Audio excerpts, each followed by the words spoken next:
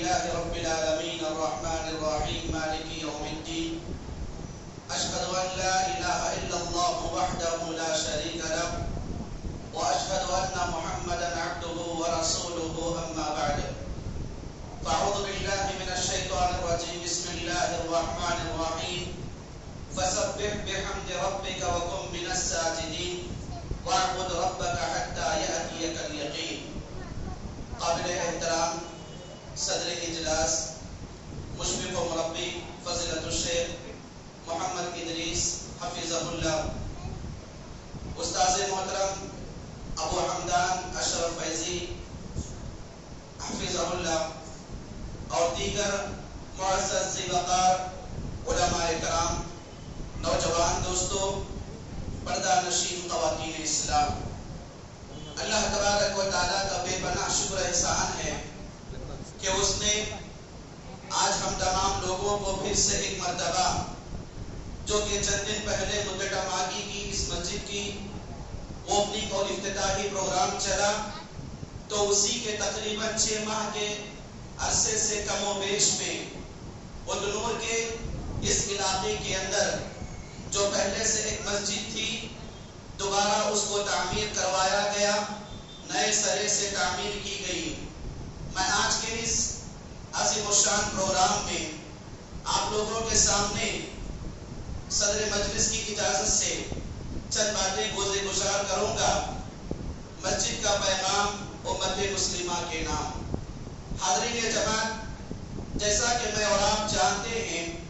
کہ جہاں پر یہ مساجد اسلام کے قلعے ہیں، تعلیم کے مرکز ہیں، اور اسلامی زندگی کے گزارنے کے لیے اپنی دنیاوی زندگی کے اندر بے پناہ تعلیمات کو آغاز کرواتے ہیں، تو وہیں پر یہ مساجد امت مسلمہ کو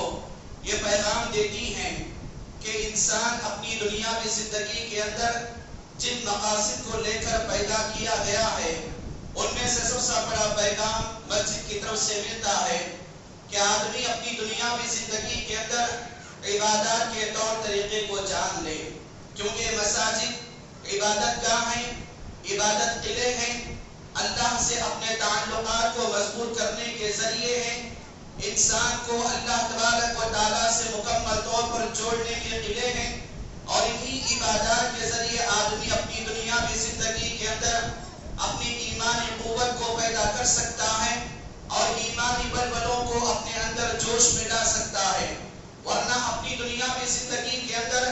وہ قوم اپنے آپ کو عبادات سے دور کر لیتی ہے، اللہ تبارک و تعالیٰ کی فتح مندی اور اس کی نصرت کبھی بھی انسانی زندگی کے اندر شامل حال نہیں ہوتی۔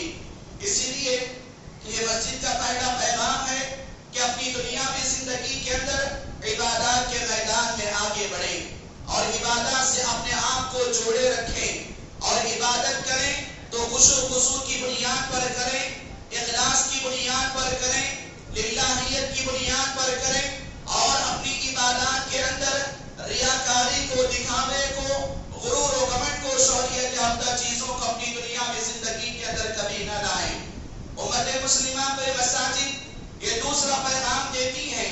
کہ امت مسلمہ اپنی دنیاوی زندگی کے اندر جہاں پر ہمارا کلمہ،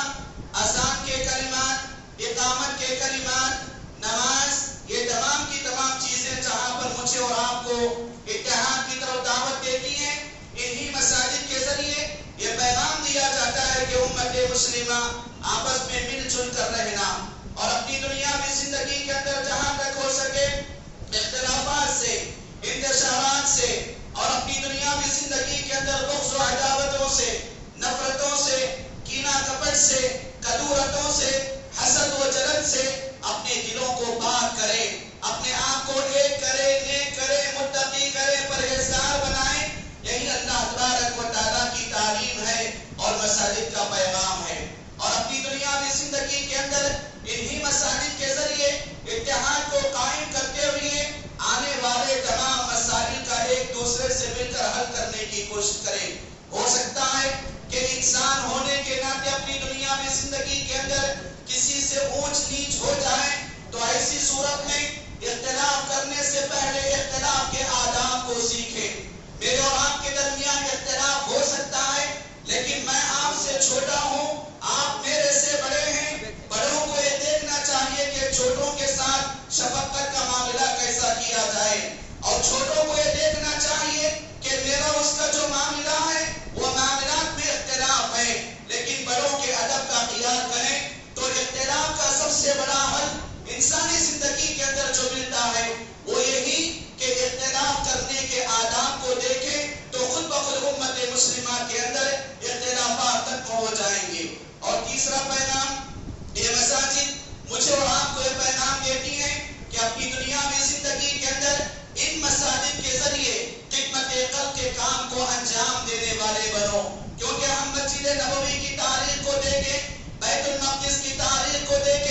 اسلام کی اس سرزمین کے اندر جہاں کہیں بھی مساجد کو آباد کیا گیا ہے، تاریخ الانبیاء کو دیکھیں، انبیاء علیہم السلام کی سیرت کو دیکھیں تو باقاعدہ انہی مساجد کے ذریعے خدمت خلق کا کام انجام دیا گیا ہے، اور مساجد کے ذریعے باقاعدہ غریبوں کا خیال رکھیں، مسکینوں کا خیال رکھیں، محتاجوں کا خیال کریں، بیواؤں کا خیال کریں، ضرورت مندوں کی ضرورت کو پوری کرنے والے بنے، مسافر خانوں کو اپنی دنیاوی زندگی کے انجام دے۔ یہی مساجد کا پیغام ہے۔ مساجد کے پیغام میں سے ایک پیغام مجھے اور آپ کو ملتا ہے، وہ یہ ہے کہ مساجد جہاں پر میرے اور آپ کی زندگی کے اندر عبادت کے لیے جگہ ہے، وہیں پر یہ مساجد تعلیم گاہ ہے۔ اپنی دنیاوی زندگی کے اندر ان مساجد کے لیے تعلیم کو انجام دو، تعلیم بالغان، صبح و شام کے لیے مکاتب کا انتظام کریں، اور اپنی دنیاوی زندگی کے اندر جو بچے یہاں پر پڑھ کر نکلیں گے، جیسا کہ بیشتر مقررین نے بتایا کہ اپنی دنیاوی زندگی کے اندر اپنی نسل کو دین کی بیزاری سے دور دلوانا چاہتے ہو تو مکمل طور پر اپنے آپ کو، اپنے بچوں کو ایسا تیار کرو کہ ان کے اندر دین بیزاری کا خاتمہ ہو جائے، دین سے دور بھاگنے کے پورے انجام چیزوں کو اپنے آپ کو بچایا جا سکے، اور اپنی دنیاوی زندگی کے اندر ان مساجد کے ذریعے تعلیم کو اتنا عام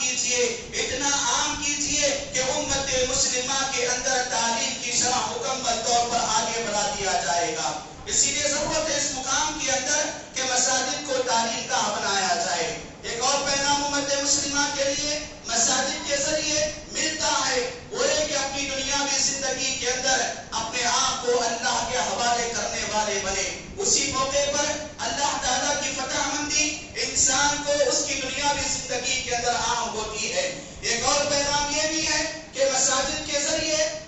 دعوت اللہ کے کام کو انجام دینے والے بنے، کیونکہ آج اسلام کی دعوت، اسلام کے پیغامات، اسلام کی تعلیمات، اسلام کی مکمل چیزیں میں اور آپ ہی جانتے ہیں۔ ان تمام چیزوں کو میں اور آپ غیر مسلمین کے درمیان نہیں پہنچایا، اسی لیے آج اپنی دنیاوی زندگی کے اندر اسلام ایک مضبوط ہونے کے خاطر مکمل طور پر مسلمان کمزور ہوتے جا رہے ہیں۔ اسی لیے آج ضرورت اس بات کی ہے کہ امت مسلمہ اپنی دنیاوی زندگی کے اندر ان مساجد کے ذریعے دعوت کے کام کو آگے بڑھائیں، اللہ کے دین کی دعوت دیں، اور اللہ کے دین کی دعوت کے لیے سب سے آسان طریقہ مساجد کے اندر اپنے ساتھ جمعہ کے موقع پر غیر مسلمین کو لائیے، کیونکہ جمعہ کا موقع ایک ایسا دعوتی موقع ہے کہ خطیب باقاعدہ تیاری کر کے، بہت ساری کتابوں کی تیاری کر کے مختصر وقت میں آپ کے سامنے ایک مواد، ایک دین کی باتوں کو پیش کرتے ہیں۔